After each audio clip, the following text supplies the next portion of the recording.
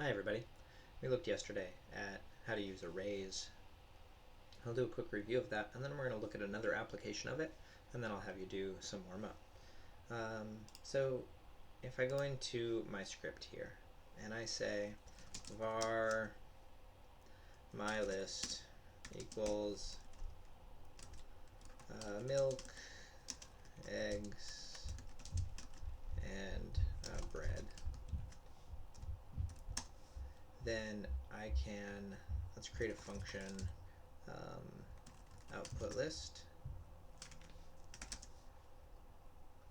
I can do that for, I can do this in a couple of ways. We'll use a for with indices. And so I'm going to say for var I equals 0, I is less than my list dot length, and then every time I want to add one to it. And let's say I'm going to put a container in here so that I can output this. So I'll put a header and say my list and div id equals container.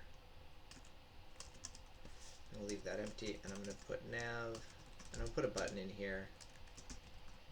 Class equals button, onClick equals output list, and it will say print display. We're not really printing. Okay, and I'm not going to bother styling that up just now, I don't think. It doesn't look great, but I won't waste your time. Okay. First I want to, in my output, I want to var container. I'm going to grab that container.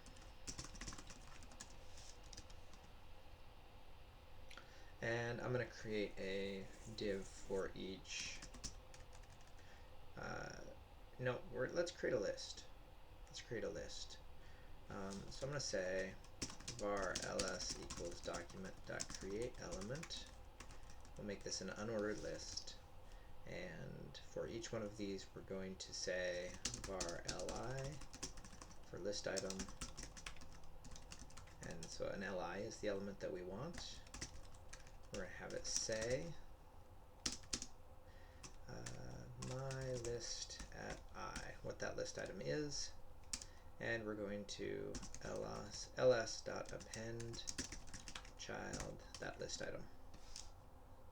Okay, so we create a list here, we append a child to it, and then at the end of this we're going to do container.append child ls.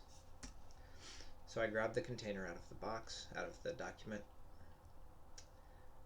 I create a list, an unordered list here, and then I loop through all the items in the list, and I add each one to, as a list item, to the list I created up here.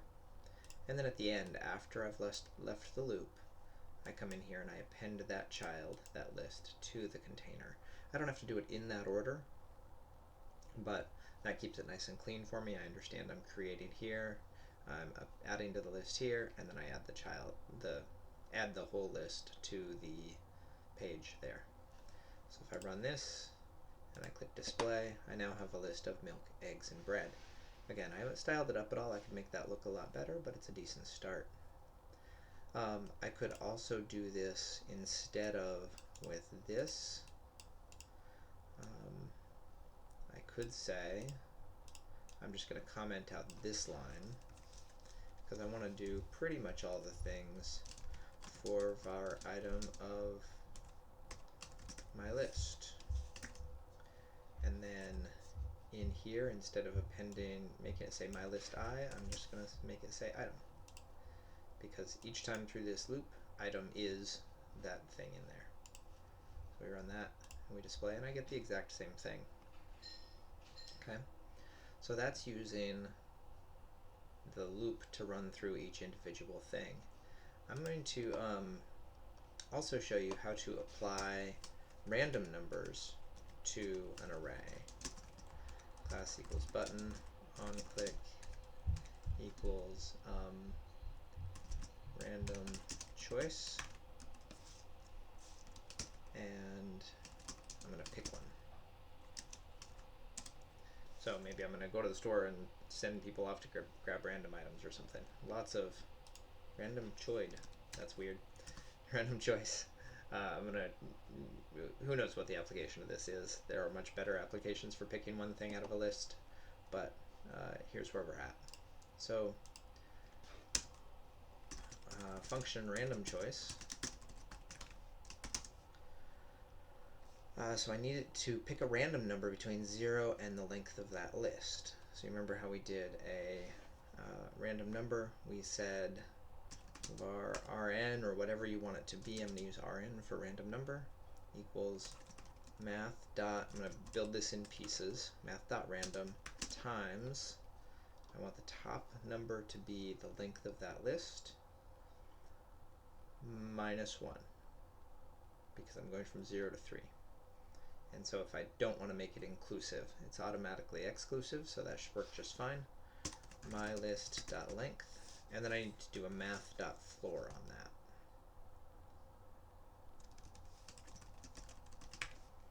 Okay. For now, I'm just going to alert that rn to see that it's working. So I pick 1 and I get 2. I pick 1 and I get 1. 0. It'd be nice if I get a 3 here. How many items do I have in here? 0, 1. Oh, 0, 1, and 2. That's all I've got. Okay. So I don't need 1, and I've seen all the possibilities. So then what I can do is say, instead of alerting rn, I can just say alert my list at the index of rn. So I use a random number as the index of the list. Milk, bread, eggs. Bread. Make sure that we're getting these in random order. Eggs, eggs. There we go. A repeat. We always expect there to be some repeat in all of this, right? So previously we did an assignment that used a random number and if statements to grab, to say something like a magic 8-ball. So what I want you to do is to create a new magic 8-ball program. Give it a graphical interface. Make it look maybe a little better than what we did before. If you can manage to put the statement into a graphical image, so much better. Put an image and place a statement on it. But let them have a button to click on, a place to type in their message on the screen, a button to click on, and then it should show the results of that answer. Later on, we'll talk about timers and how maybe we can use that to make this feel a little bit more like the real thing. That's it. Thanks, everybody.